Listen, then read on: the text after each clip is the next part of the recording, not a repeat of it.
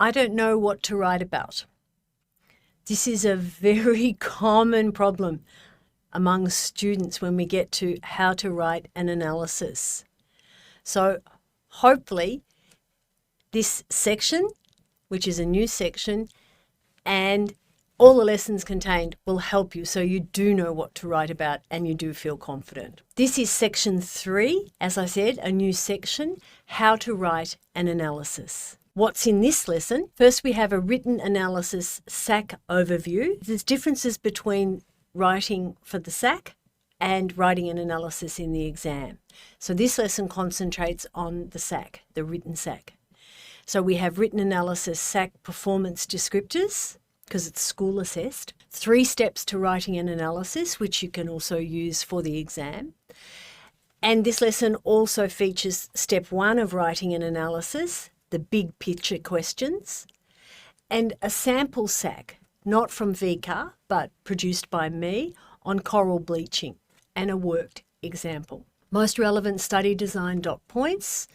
Summarising key points in persuasive text, that's only when you're reading, you never summarise in an analysis. And identify and analyse and apply. Intent, logical development argument, of course, our argument first.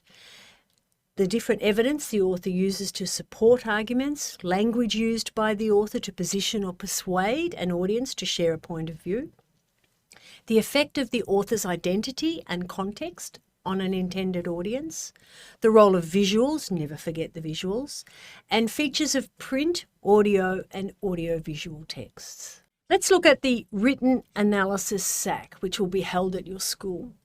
The first assessment task for this area of study, AOS, is an analytical response to argument in written form.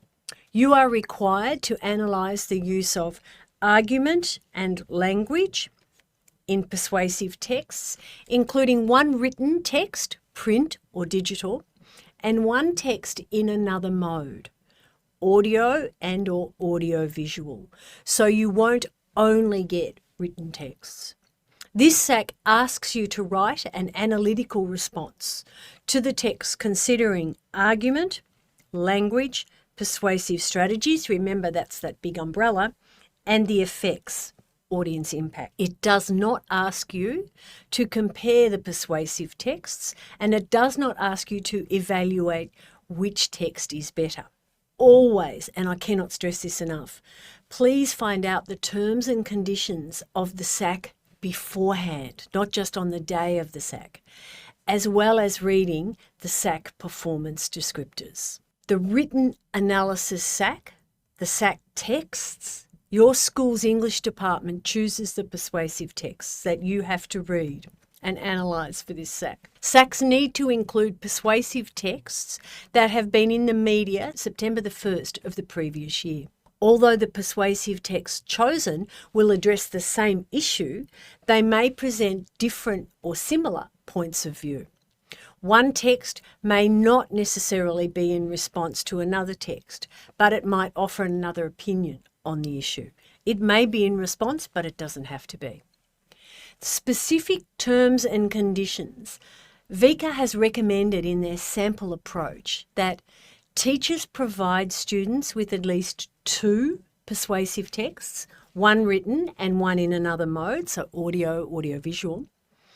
The text in a mode other than written is supported with a transcript.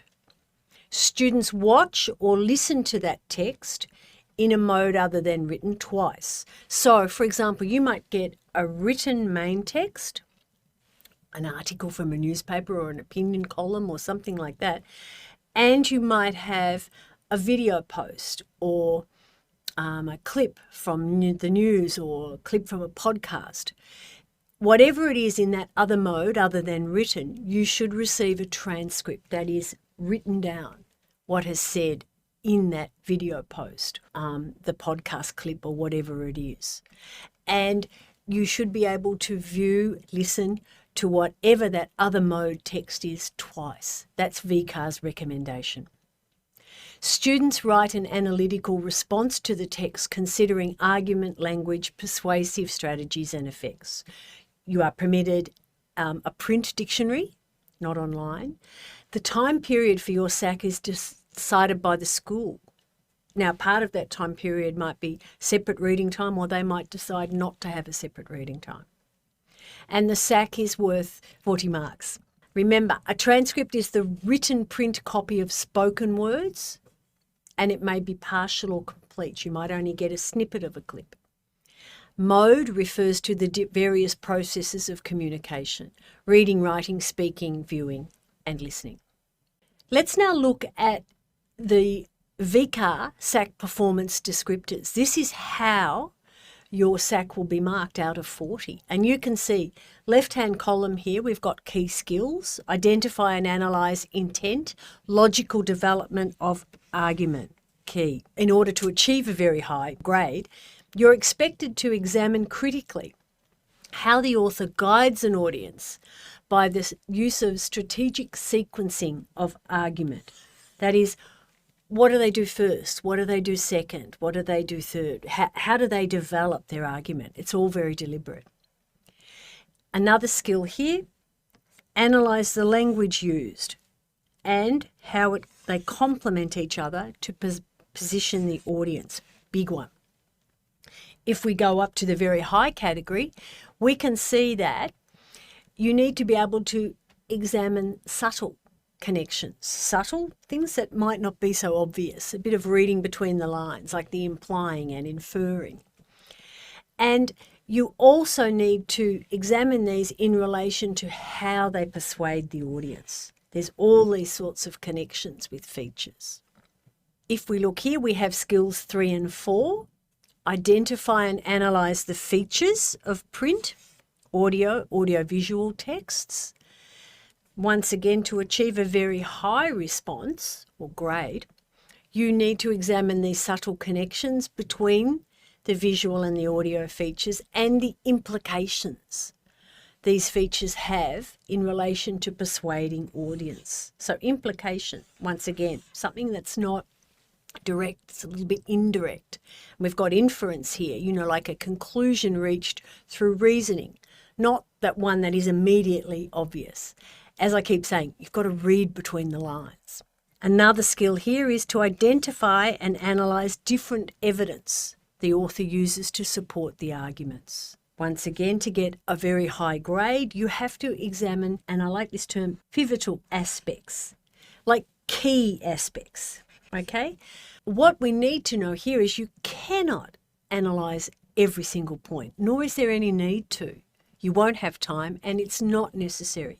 So you need to choose very carefully which aspects you will analyse and how do they relate to the argument, the inference, and how does it relate or impact on the audience. Skill 5, we need to identify and analyse the role of visuals. Key, do not forget your visuals, and it's specific here. It's got like its own skill. So in order to gain high grade, you must make sure you analyse the visual and its connection and the implications of the visual to the text and persuading the audience. And the 6th skill, plan, review, edit and refine your response and apply relevant meta-language. Use the accurate meta-language when you're talking about techniques and strategies, etc. Once again here, and this is worth a careful look, this is your writing skills. Complex exposition and examines and clarifies how the author is guiding the intended audience to a position by strategic sequence of argument. You must analyse how this argument is constructed. And your response needs to be fluent. It needs to use appropriate language and precise meta-language. If you're talking about a technique, use the correct term. When you are discussing or analysing its persuasive intent with the audience. Now we're using here 3 very general steps to writing an analysis. Don't panic if you use 4 or 5 steps, or your teachers have different acronyms they use when they're writing. This is just what I've got here on this slide, one possible approach you can use. You can modify it to what suits you and your teacher, or just be aware that there's lots of different ways of doing things. The steps here, the 3. First, read, listen to, or view persuasive texts, of course, and answer the big picture questions. That will be covered in this lesson, the big picture questions. Number 2, to write your analysis. The next lesson in this section focuses more on this step and includes analysis structure and templates to use in your SAC. And other lessons in section 3 will have analysis sentence starters that you can use in both the SAC and the exam. 4 fast ways to improve analysis language, once again SAC and exam, and how to upgrade your analysis. You know already that in section 2 we have knowledge and skills for analysing persuasive texts. Step 3, after you've written your analysis, proofread and edit. Tips on editing in this lesson include punctuation, how to quote, tense, first, second and third person, etc. Okay, step 1 of the 3 steps to writing an analysis. Step 1, read, listen to, view persuasive texts and answer the big picture questions. Big picture questions here, 5 of them. What is the issue and its context? What is the form and who is the intended audience? How does author's purpose, personal identity, and the author's context affect the audience? How is the argument constructed to position the audience? And how do language, visuals, features of different forms combine with argument to persuade audience? There are lessons on author's purpose, identity, context, and argument construction in section 2, knowledge and skills to analyse persuasive texts. Now, this is a sample task on coral bleaching. Remember that this is a sample task by me, not by VCA. Instructions for the task. Write an analysis on the ways in which argument, written and audio-visual language and visuals are used in the following persuasive texts. You will be able to view the video post twice and take notes while doing so. This sample task by me contains background information. Text 1, Tanya Plibesek's March 8 video post on X, formerly Twitter. It goes for 1 minute and 39 seconds. You'll get a written transcript of that and there's a link to the video. Text 2, the photos that show nothing so far has saved the Great Barrier Reef. This is an article by Mike Foley on March the 13th. Now, something to remember here is you may not receive background information for your SAC. If it's provided in your SAC, read it carefully, as it can offer very valuable information. You will receive background information in the end of the year exam. Another point to remember is you may receive 2 to 3 texts to analyse. The VCA sample approach says you can view audio-visual twice, but your school may differ. It's just a guideline. Your school may also choose to let you annotate, that is, write on the transcript before viewing or listening to an audio or AV text. This sample task, remember, is prepared by me, not VCA. Teachers will choose an issue and persuasive texts that suit their English cohort. So here is the background information I've prepared for this sample task. And I've kept it to like roughly the same size and form that is used in the exam. Background information, usually get a box at the start. In response to the latest mass coral bleaching of the Great Barrier Reef, Labor Minister for Environment and Water of Australia, Tanya Plibersek, posted a video on her X or Twitter feed. Mike Foley, climate and energy correspondent for The Age and Sydney Morning Herald, published his article online, also in response to the event, in which he addressed some points made by Plibersek. And we have 2 asterisk points there by way of explanation or definition of terms. Coral bleaching occurs when the organisms are under severe stress due to abnormally high water temperatures. And net zero means cutting climate pollution to zero, or as close to zero as possible.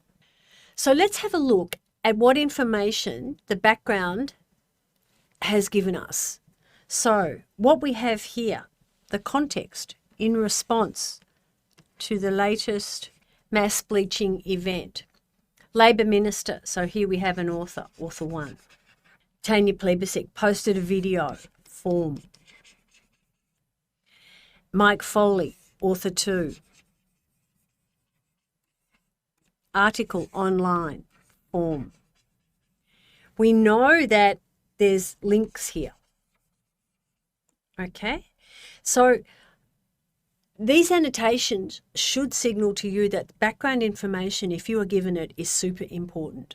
You do not analyse background information, you just use it to inform your analysis, your writing. So here is the sample task text 1. This is the transcript of Tanya Plibersek's video post, transcript, on Twitter. Now, her post went for 1 minute, 39 seconds, and I think we've got roughly 600 words here. I'm not sure, but that number strikes a bell. We've had some bad news about the Great Barrier Reef. Our scientists have told us that we're facing a mass bleaching event. This is the 7th mass bleaching event since 1998, and it follows a lot of mass bleaching in the Northern Hemisphere. In the Northern Hemisphere, summer this year. Okay, so Plibersek has started, we've got inclusive language, and it's a somber tone, it's bad news. Okay, our scientists, and this is information, what's actually happened. So it's stated, this is what's happened. That's how she started. We know that we need to give our beautiful reef the best chance of survival for the plants and animals that call it home, for the 64,000 people whose livelihoods depend on reef tourism. And that's exactly what we're doing. Our government has worked with the Queensland government. We put in $1.2 billion to protect our reef. We've doubled the funding for the Australian Institute of Marine Science to give our scientists the opportunity to do their good work in protecting the reef, helping the reef adapt to climate change, dealing with feral species and invasives like the crown of thorns starfish, improving water quality on the reef.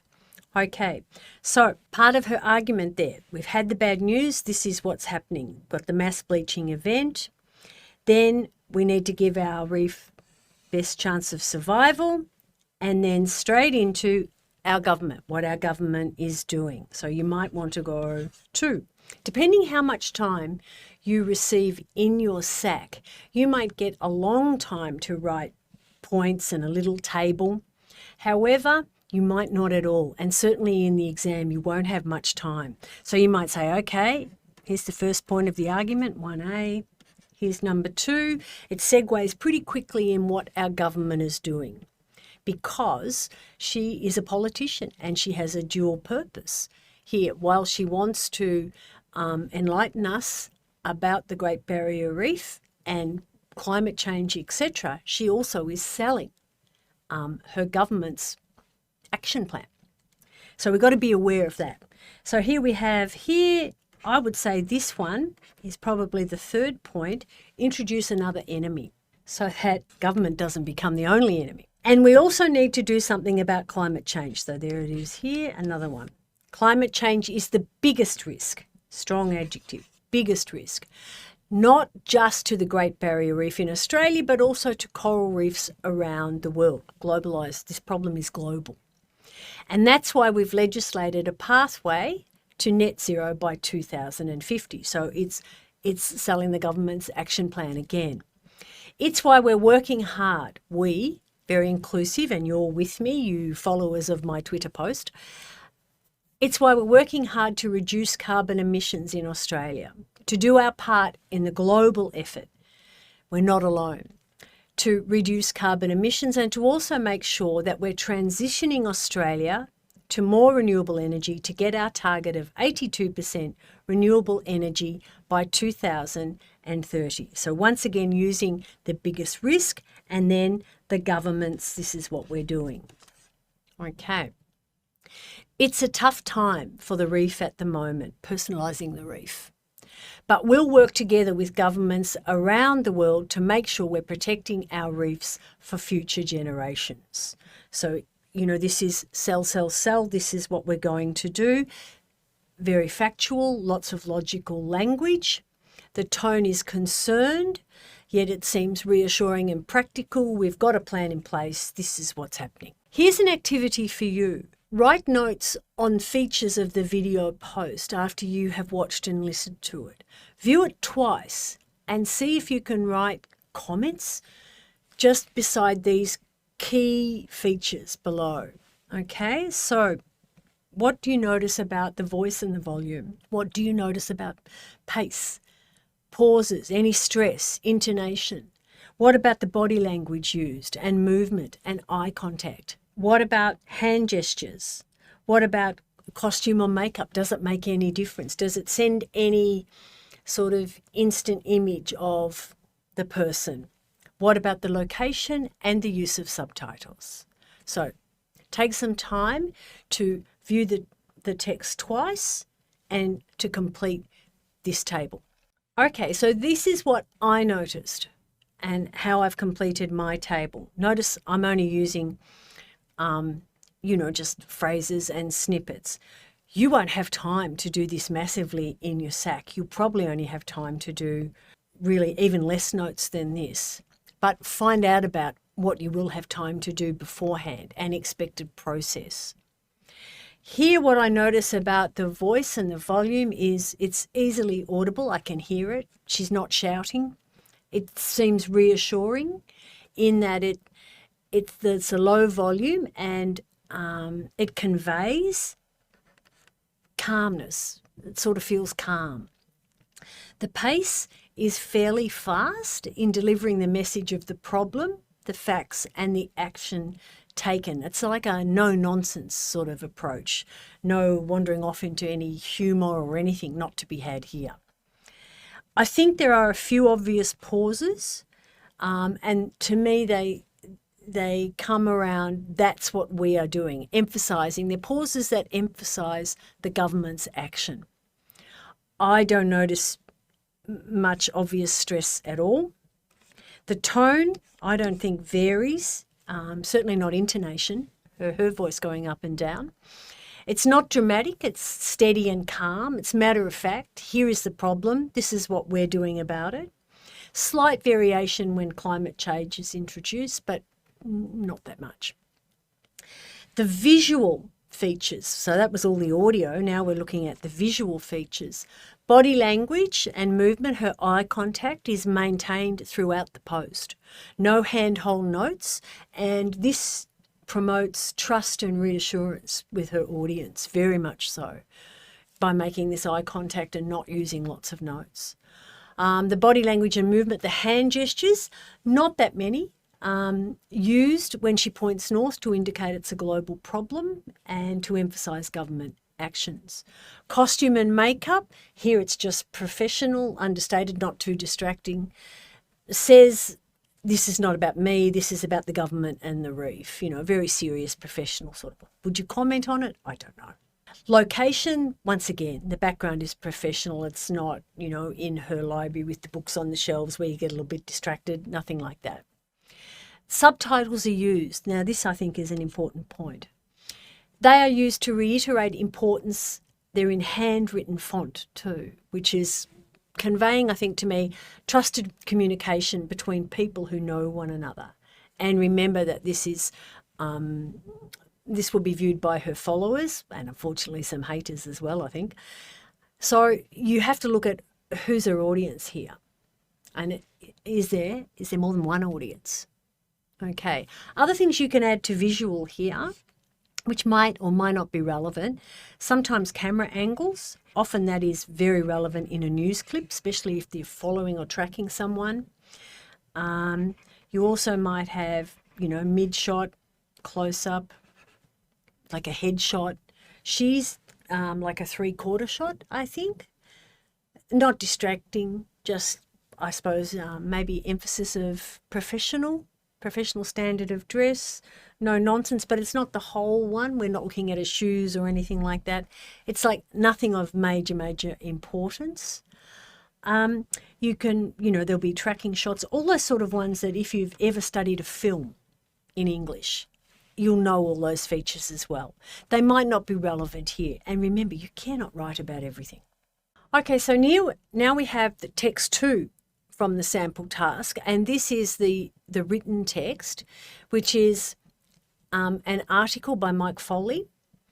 And as we knew from our background information, he's a journalist that specialises in environmental concerns and issues. In this particular article, he has 2 still images, 2 visuals, 2 photographs, photograph 1 and photograph 2. Okay, that's what his text is composed of. The headline, the photos that show nothing so far has saved the Great Barrier Reef. Now, this is a fairly direct title, very much so. Has the context here, so we know that this is written after Plebisec's video post. Australia's climate targets must be bolstered to meet the global action needed, strong words must be, to prevent the complete loss of the world's coral reefs, experts warn after the 5th mass bleaching event off Queensland's coast since 2016. Photographs taken last week show the damage from mass bleaching that has reached the southern tip of the Great Barrier Reef for the first time. So direct reference into here where we had the turtle swimming over the bleached coral reef.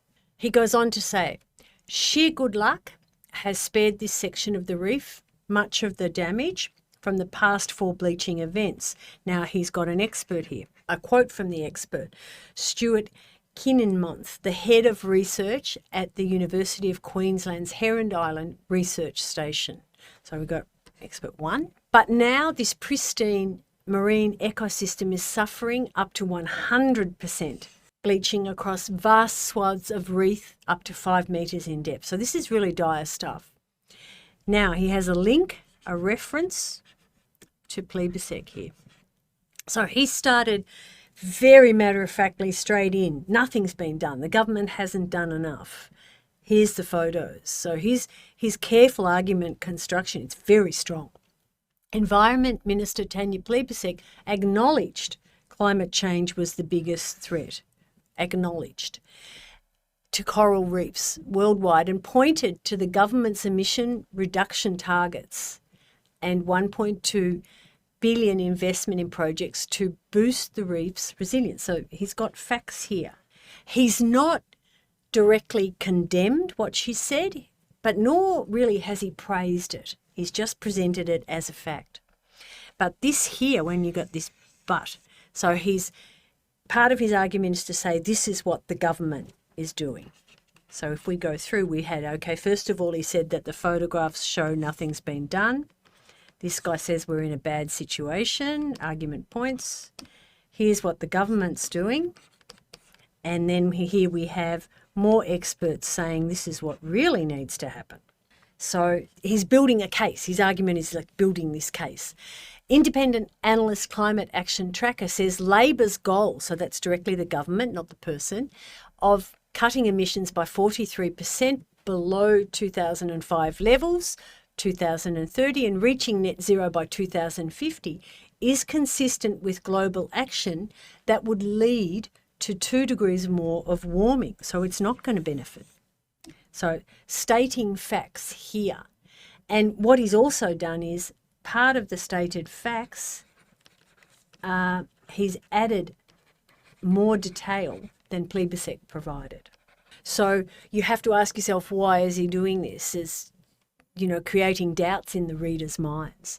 The United Nations Intergovernmental Panel on Climate Change has been warning since 2016 that 99% of the world's reefs will be lost under global warming of more than 2 degrees. And we hear this more than 2 degrees a lot. The Climate Council has calculated, so we've got more experts here, loads of them. Climate Council has calculated that Australia needs to cut emissions by 75%. So direct contrast to what Labor Party is saying, by 2030 and reach net zero by 2035. In order to play its part, the international action needed to meet the Paris Agreement goal of keeping global warming under 2 degrees and as close to 1.5 as possible. Mass coral bleaching first hit the Great Barrier Reef. Got a bit of history here. 1998, then again in 2002. In the past 8 years, there have been 5 incidents, and he lists those. Bleaching occurs, so he's put a definitional explanation here. When the organisms are under stress due to normally high water temperatures. Recovery is possible if sea surface temperatures return to normal fast enough. So he's saying more needs to be done. Then we have here another photo of bleaching, so more reinforcement. Worldwide Fund for Nature said Australia must boost, so really strong verbs, must boost its climate action to help prevent the complete loss of coral reefs. The federal government needs to commit to 2035 target of 90% below 2005 levels. Its current ambition is nowhere near enough to give the reef a fighting chance, says another expert. Okay, so he's combined here factual stats experts. The Australian Marine Conservation Society also said the country's climate target fell short of the global action needed to keep coral reefs alive. The reef needs urgent action, and the current federal government's climate target doesn't stack up. So we've got this contrary facts, which cause doubt in the same person who is looking at the video post from Plebiscite, then reads this, they're going, oh, hang on, there's a bit more here. Don't know enough. Maybe enough wasn't revealed. Maybe they aren't doing enough. Maybe it's not as reassuring as it once was. So we're looking here. He's not saying it directly that they're telling lies or whatever. He is just positioning. This is what they said. This is what the other experts are saying. Scientists' past predictions were that by 2035, reefs would be bleaching every 5 years, and the Great Barrier Reef has already eclipsed that. So we're already worse off than was predicted. Plebiscite noted that the government has legislated its emissions reduction targets and committed to reaching a target of being 82% reliant on renewable energy by 2030. So reference to video post again, just factually, not stating anything else. We're funding projects that improve the reef's ability to recover after a bleaching event, like improving the quality of water flowing onto the reef, eradicating feral and invasive species, and removing marine debris. So, direct quotes. Mike Foley is the climate and energy correspondent for The Age and the Sydney Morning Herald. So, he doesn't say, I think, or anything, or we, or our. His is very factual, and it's looking at how he's placed his argument, how he's built it to create this doubt. When we look now at the big picture questions using this table, which I don't think you will have time at all to construct, but it helps us when after we're reading through, if you're working through like a practice example, to say, okay, well, let's answer the big picture questions. Let's put it on a table and look at what we've got here. So we can see text 1, where we've got the video post, and the transcript. Text 2, we've got the Mike Foley article, the ones we've just read through both of them. The issue and context we know is coral bleaching, climate change. Same. His is written after this one. It's not written in direct response. However, he does address some of her points, and he is critical of the government's action plan. The audience, and sometimes there's more than one audience. Followers of Plebiscite on X, so we said they could be followers, they also could be haters. And here we've got readers of Sydney Morning Herald interested in climate change, and they may be distrustful of the government. The forms and features And this includes tone. We know that this is a video post, audio-visual. We looked at how she speaks calmly, low voice, matter of fact, measured. We know this is an article with 2 photographs of mass bleaching. And we know it's a shock headline, and the tone is critical. You might say scathing, that's fairly strong, but it's certainly critical of the government's action without directly saying, I condemn the government's action, etc. When we look at the author context and identity, who are our authors? Who is talking and writing about this?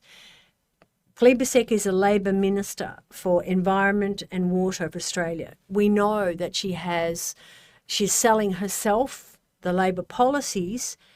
So is that a vested interest? She wears a professional dress, neutral banner, location. She exudes authority, and it comes with her position. She maintains eye contact. She conveys sincerity and trustworthiness. Author context and identity, Mike Foley, we know, is the climate and energy correspondent for The Age and the Sydney Morning Herald. Let's look at the purpose and their argument style. More and more this is featured as a framework for an analysis, in that it frames the argument really well. She has a dual purpose, Plibersek. She needs to reassure the followers that the government's actions are adequate in form, and she needs to sell their policies and actions and targets. And it's framed positively, and she uses inclusive language like it's our problem, okay? And she's reassuring, and yes, this is bad news, and we're working towards fixing it up, making it better, improving resilience, I think she actually says. Look at Mike Foley's article, and we see he is critical of the government's action from the headline. His article is logical. It's fact-laden, fact and expert opinion. He also uses points from Plibersek's post, provides greater detail, and it's irrefutable proof that the government is not doing enough. So his is very negatively framed, whereas hers is positively framed. Now, we don't have to compare at all, and you shouldn't do that. There's no comparison in the written SAC or indeed in the exam. But it's important to note the differences in style and how does that likely to affect the audience.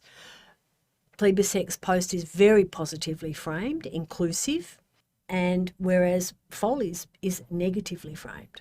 Then have a look at argument construction, which of course links back to their argument style. You've got to identify contention. Sometimes this causes students a lot of pain, but there's no 100% answer. So, you think, okay, what do I feel? What do I think she's really saying? What do I think he's really saying? She contends that the government has policies and targets in place to protect the Great Barrier Reef and deal with climate change. He says no, the governments aren't. He's arguing that they're not. Let's go through all hers first. So she firstly acknowledges the mass bleaching event as bad news. She uses hand gestures, the Northern Hemisphere. So I'm trying to identify here arguments and language at the same time. She states the government funding using lots of facts and statistics. That's their action, what they're doing.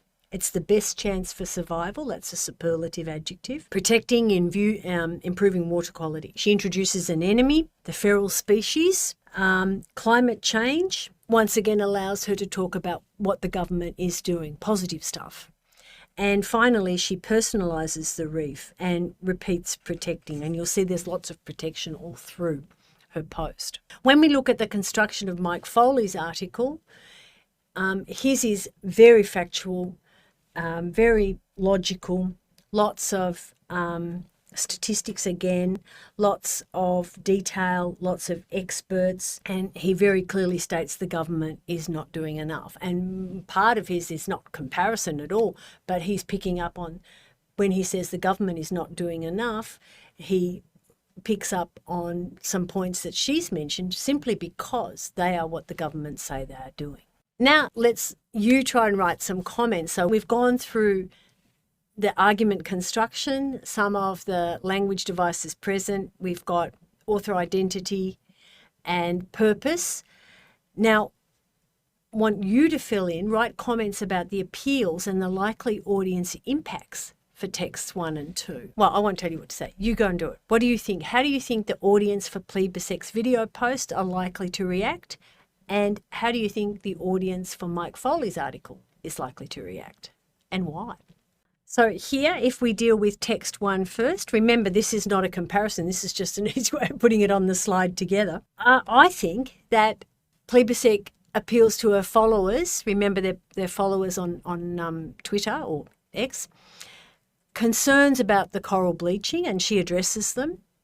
I think they're likely, I don't know for certain, to appease Labor voters who may feel reassured because they feel that the government's action and policies are on track. And fans of Plebiscite may find her calm delivery and her measured tone very, very reassuring. Text 2, so just remember we write here, no comparison. Text 2, Mike Foley's article is likely to appeal to readers' concerns about the coral bleaching and the continued effects of global warming. I think that learning, the readers of Mike Foley's article, learning about the difference between the government's targets and what experts say is needed may cause readers to doubt or distrust the government as they're not doing enough and call for more action. That's like the really big thing I see. I think he's creating doubt. I think the photographs are likely to shock or anger readers that such an icon like the Great Barrier Reef is being destroyed. And I think they may dismiss Plebiscite's video, if they were to watch both, as more political performance and lacking the sufficient facts. So in summary here, we know that this written SAC is worth 40 marks. It asks you to write an analytical response, considering argument, key, language, persuasive strategies, and effects on audience. It does not ask you to compare which persuasive text is better, stronger, or evaluate, or put your own opinion in. To write analysis, keep in mind, you've got to read your text very carefully. Answer the big picture questions, because they'll give you more about purpose. Maybe there's 2 purposes, maybe there's more than one audience, etc., etc. You've got to write your analysis and proofread and edit. You know these big picture questions are here. And what's coming up next? Analysis, structure, and templates.